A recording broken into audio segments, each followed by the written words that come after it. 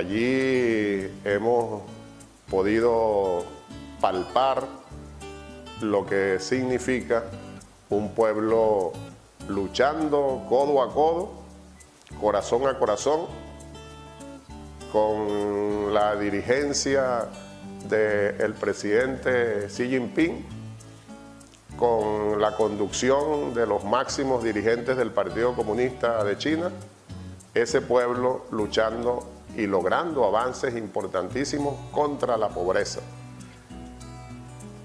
Al mismo tiempo, un desarrollo científico-técnico de primer nivel. Y muy importante, lo hemos constatado, respetando la armonía con la naturaleza, protegiendo al medio ambiente. El papel del Partido Comunista Chino es fundamental en todo el desarrollo económico y social, en todos los avances en la lucha contra la pobreza, en todos los avances en el desarrollo científico-técnico que ha tenido el pueblo chino en todos estos años.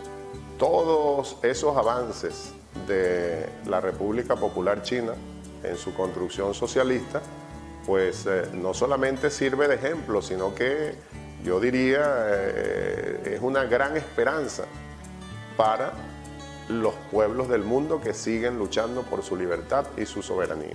Es un modelo que muestra avances importantes en su aplicación.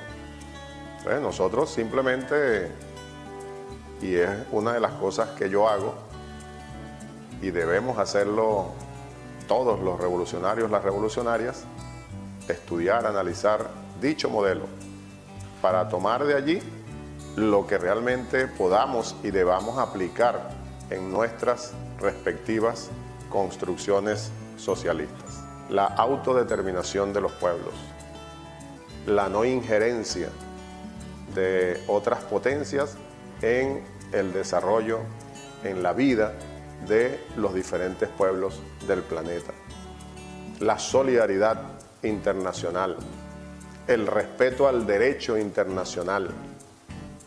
Todo eso lo ha mostrado el Partido Comunista Chino desde siempre. Son 100 años de fructífera labor, de grandes logros, de enormes avances para felicidad del pueblo chino y de la humanidad entera.